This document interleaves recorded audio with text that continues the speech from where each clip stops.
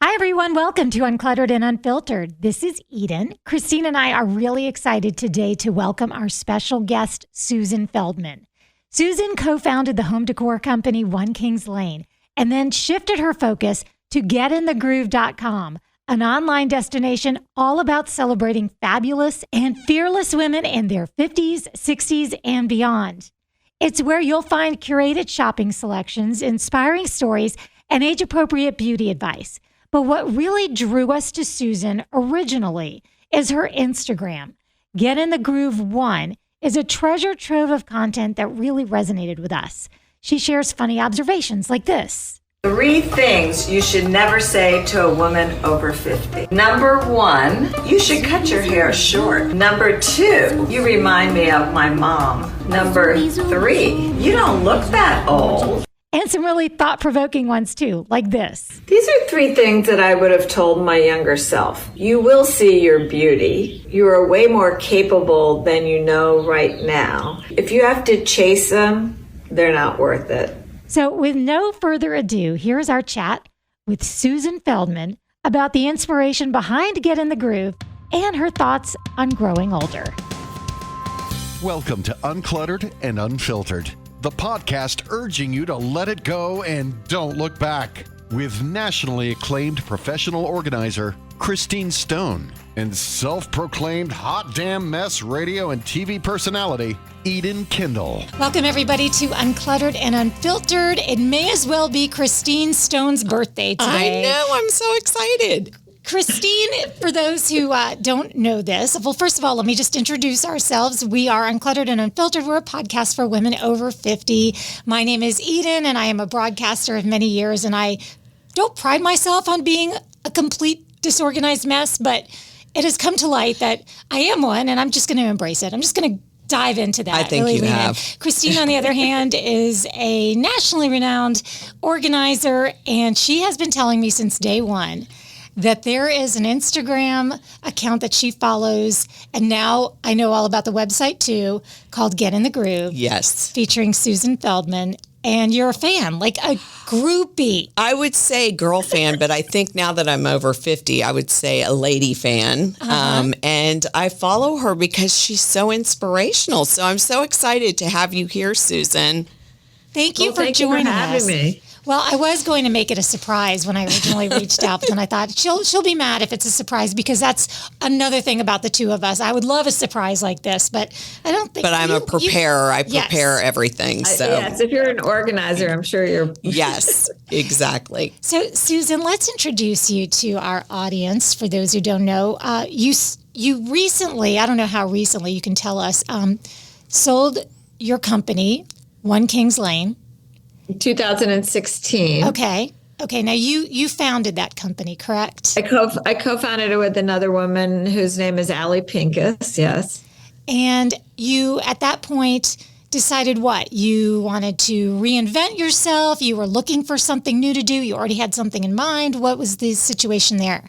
Yeah, it's a great question. I had spent the majority of my adult life, my career, working in fashion apparel. I come from a retail family, so that's where I kind of ended up. And when I was probably getting to be about 50, I would say that business was not as much fun as it used to be. So I just was kind of frustrated. It wasn't as fulfilling. And I had, in the meantime, I was always coming up with ideas, but I had this idea for One Kings Lane. And it was one of those ideas I couldn't get rid of. Like, sometimes, I don't know if this happens to you, if you're entrepreneurial, you get ideas and you're like, oh, this is like a great idea. And like 2 weeks later, you're like, maybe not such a great idea. But this idea I could not like shake. And so for about a year, I kept marinating on it, thinking about it. How would I do it? And finally, I was like, I think I really need to leave what I'm doing and maybe do this, but I was really scared and I never had done anything on my own. I felt like I'd always been in very entrepreneurial situations and, throughout my career, but I was always working under the umbrella of a large, company. And actually, I always give my husband a lot of credit for this. So he's like, well, you've been talking about this. So like, either you need to like do it or stop talking about it. It's like, so what's like the worst thing that could happen, if you do it? And I was like, that's a good question. Well, I guess the worst thing that would happen is it wouldn't work, right? That's not that bad, right? So I decided to take a run at it, and I met this woman, Allie Pincus. That's a whole other story. And within like 6 weeks, we decided I really wanted a partner in doing this, because I had throughout my career always felt like I had a partner in crime. And we just hit it off really well. And we complemented each other really well in our skill set and a lot of other things. And we decided to make a run for it. It was just kind of crazy, because this when we signed our LLC, it was 2008. It was October of 2008. The world was imploding, so it was not necessarily the time you would have started a business. But we decided to take a run at it. I mean, I think one thing I really learned from that is that even in tough times, there's always like amazing opportunities for new businesses that kind of evolve out of that. I think One Kings Lane was a great example of that. And One Kings Lane is home decor, upscale, and Christine immediately knew the company when I mentioned that. So yeah, we were kind of the OG of home decor online. Like we really have been credited with disrupting that industry, because it was kind of weird before we got into it, but we sort of broke down the walls on both sides of like to the trade and then to the consumer, and so we didn't really set out to do that, but we did. And it was an amazing journey. And I was actually 53 when I did that. Wow. So I wasn't, it's funny. People always talk about reinvention. I'm not a big fan of that word, because I think what happens as we get older is that we iterate, we take what our skill sets are and then try to find something new to, use those for you. By that point, you kind of have a pretty good idea what you're good at, right? Yes. And what you're not. And so I think, as we move on to doing new things, you just take inventory of what you're good at and see how you can, apply that in a new situation. That's exactly what I did. I mean, I've been in fashion my whole life, never home, but I would consider myself a pretty good merchant. I certainly understood how retail wholesale worked. And, we had a very clear vision of what we wanted to accomplish. So, I think that we were able to not only have an amazing idea, but really the key in all this is being able to execute it well. And I think we did that, really well. Was your intention to sell when you did, or did someone just drive, by you and say, here's money, you give us your company?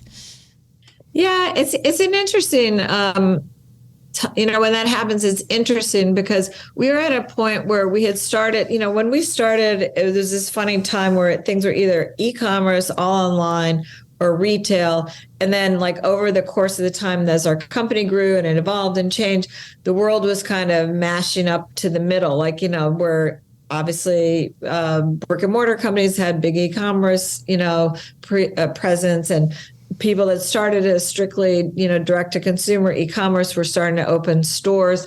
And we were kind of at that point. We really felt that, especially for home, having some sort of stores would be really critical to the next step. And at the time, Bed Bath & Beyond, approached us, and they're having their own issues now, and they've actually sold the company, but at the time they had something like 1,200 stores. So clearly they understood retail when we didn't understand very much about it. And it just felt like the right thing to do at the right time. So interesting. And so then from there, and you said, what year was that? 2016 when you sold? Yeah. Okay. So how old were you then? I was 2016. How old was it? I was. I'm making 61. You do some math. How old are you today is a better question. I'm 67, almost 68. Oh, good gracious. Wow. Now, normally you would never ask somebody that question. We would never. But we say our ages regularly on this show, 60, 56. And we just love it. We just love to be able to say our ages because we're proud. So I think you got to own it, right? Yes. Right. So then at what point did you start getting the groove? And let's tell everybody what that is, because it's so much more than just an Instagram, right. just a web page. Yeah, no, totally. So after, this amazing adventure journey with One Kings Lane and building that brand, and it still today is a great place to shop, by the way, for home decor. As I mentioned, it's been sold, but the people that are running it, I think, are doing a really great job. So coming off of that, I didn't feel like I was done, and I really wanted to do something. I wasn't quite sure what it was. And I finally had a little bit more free time, as we were coming out of this, and I started reconnecting with, colleagues and friends that maybe I hadn't talked to in a while. And it was kind of crazy. Like every woman that I spoke to who was over 50 expressed this feeling of invisibility, feeling like they were, not kind of with it, really kind of out of it, not really understanding what was going on. And I'm talking about people that were like CEOs of companies, like very highly educated women. I was like, wait, this is very strange. What is going on here? First of all, who's speaking to us digitally? Like where can we go? Where are people going online? So I started doing a little bit of research, and at the time, so this was in 2016, 17, there was AARP on one end, and maybe there were not nearly what there is today, some influencer bloggers that were probably feeling a little frustrated, feeling invisible and trying to, be seen. And there wasn't really anything in the middle. There wasn't really a go-to brand. And I'm like, that's crazy. And then I started digging into the demographics, and it turns out that women in this age group are, they're have an enormous amount of wealth. It's a very fast-growing demographic, and they're super consumers. They spend 250% more than any other demographic out there. And I was like, okay, there's like an opportunity here to do something and change, what's happening out there, to actually create a great destination for women in this demographic to go to. And, also maybe like big picture, try to do something about the ageism thing that's happening out there. Because unfortunately, I think with all the isms out there, somehow ageism is always at the bottom of the list. So I thought, that how would I do this? And it felt like this just ginormous like white space. And, given, again, this iteration kind of concept that we're talking about, I knew I'm a good curator. I know, I understand kind of what works. I have a good, taste level. And I thought, let me try to put something together where I can help inform this demographic. And so that they feel like, relevant and they don't feel invisible. Because, it's funny. One of the things, the hypothesis that I had is that when you turn 50, it's a little bit of a perfect storm, right? So around that time, you're probably going through menopause. So you're going through a lot of physical issues. You're probably becoming a bit an empty nester if you have kids. So now you've got emotional issues. You may be looking across the table at a partner that you've been with for 20 years and you have no idea who they are, and trying to figure out if this is who you want to spend the rest of your life with. If you work professionally, you may be starting to get aged out of your job. So it is a little bit of a, excuse my French, shit show.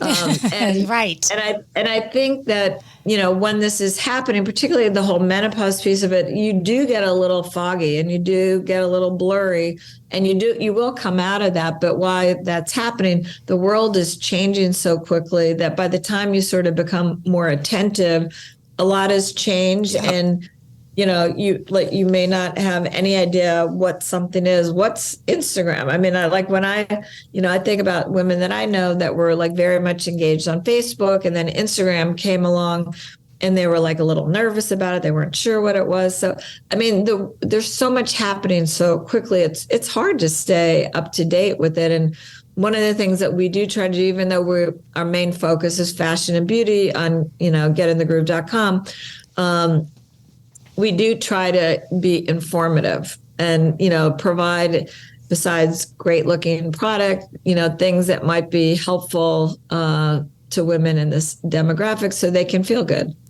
What I love too is when you mentioned the word invisible, I think the both of us, just kind of like perked up, because I think people don't understand that word if they've never felt that way before, but it happens almost overnight. The first time you feel that way, Totally. it's a shock, it's a slap to your face, whether it's you're standing next to some other people that are younger and the person behind a counter gives them more attention, or maybe you're at your job and you're realizing that everybody is throwing ideas out there and yours is the most discounted one of all.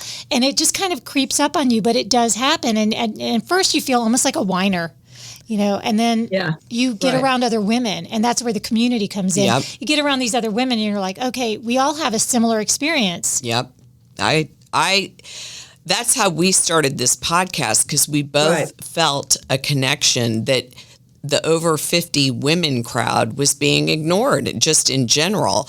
And so even like you did, I started doing a lot of research, and on Instagram, there was like a handful of over 50 influencers, and really on all the social platforms, I could not find a lot of podcasts for women over 50. This was a couple years ago, but it was astonishing to me. Almost like, okay, you're over 50, you don't exist anymore. We're only going to pay.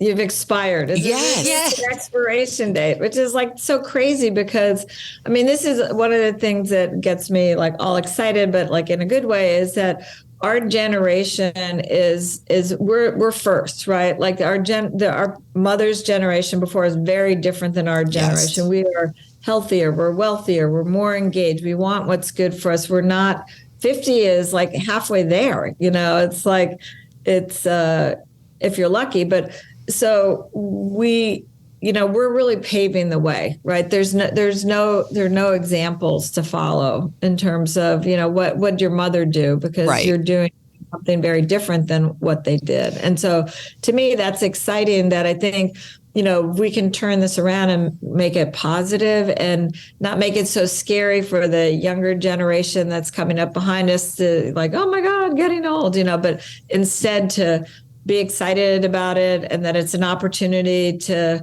have time to yourself and do things that you might not have been able to do, and all that stuff. Like that's all good.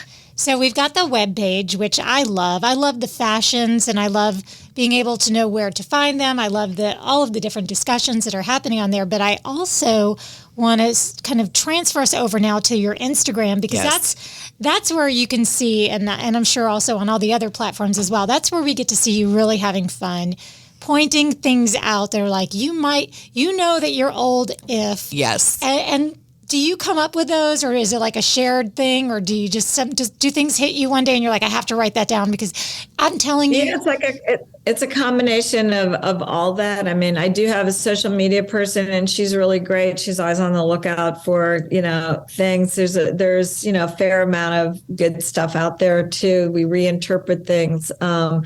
Yeah, I mean, since the day we started, I can't be too serious about this at this point. It's like, I'm so grateful to be here and, living the life that I'm living, that I want to have a little fun with it too, do it with a smile on my face. So we try to be, a little irreverent, Well, that's what I love, is that you put a sense of humor in it. And it always makes me laugh when I read each one of these, because I'm like, that's me. And I love the everyday inspirational things. And it makes you feel like you're in a community, because I'm like, yeah, that's me. I remember that. You hear all these younger people who don't even know what a telephone, the old school telephone is. And they're like looking it and they're holding it upside down. And I'm like, God, I feel old. But anyway, so your Instagram and your website, I mean, just are great for women over 50. I like the sweatshirt. You have a sweatshirt up there that says old school, and you were asking people for contributions of other messages. And the one that I saw that somebody suggested was vintage, and I loved that. We have it. It's actually, we just put the T-shirt in the store, and Yeah, that Yay. we had actually that one we had actually done already, but we'll give that person credit too. So yeah, I mean we're having a lot of fun with that. We're starting to make some of our own merchandise, so t-shirts and sweatshirts and hats and things like that, and they're doing really well. And actually, we're getting ready to do a little. I've done a couple of collaborations since we started with different manufacturers, and this is obviously our own product, but we're going to do a whole photo shoot with what I call real women. Oh, that's great. So it should be really, really a lot of fun. I mean, like to your point, you got to have fun with this, right? I mean, aging is not an easy thing for sure. As they say, it's not for sissies, right? So you got to have a little bit of sense of humor when it comes to it. I think otherwise, it could be a bummer. Well, speaking of social media, I own my own company. I'm 60. And do you find that, and you said you have somebody who does your social media, but when you were first starting, because for me, I have had people in, out, because you just, it's exhausting. It can be overwhelming to, provide what you need to provide and be present. And like you said, when you're over 60, you want to enjoy your life a little bit. You want to have fun. Yeah. And I have a grandchild, so I want, I don't want my whole life to be about social media. Do you ever have to feel like social media is becoming something at your age, my age, that can be a bit overwhelming? I've been really fortunate because the woman that I work with, we've worked together since I started Get in the Groove. So that's amazing. And she really gets, and she's not in our demographic. So she really gets what we're trying to do. And, we brainstorm together and we, put a strategy together for the whole week at the beginning. Like I talked to her before I got on this call. So that definitely helps and gives me the flexibility, to do it. I mean, I'm sure there are people that do it on their own also. And it can be consuming because of that algorithm and things like that. You have to, post a certain amount of times and a regular basis and all that kind of stuff. So, but this is how, we get our word out today. So it's a little bit of a necessary evil, I guess. It is. It's different than like when we did One King's Lane. I mean, when we started One King's Lane, Instagram didn't even exist. And, we were, not that we're not today, but everything was about email acquisition. And then, then all these other social platforms started evolving. And it's different today because it's not like one place that you can be to get your word out. You need to be, beating the drum across all these different channels. Well, that's the thing. Pinterest, like to know. I mean, there's just there's so many. It's not just Facebook or just Instagram. And so I think it is important to have somebody do your social media because it's really the people in their 20s, 30s doing it. But I think that's where a lot of people over 50 just feel like I don't even know what's going on anymore. Every time I get one platform, they start another one. I know.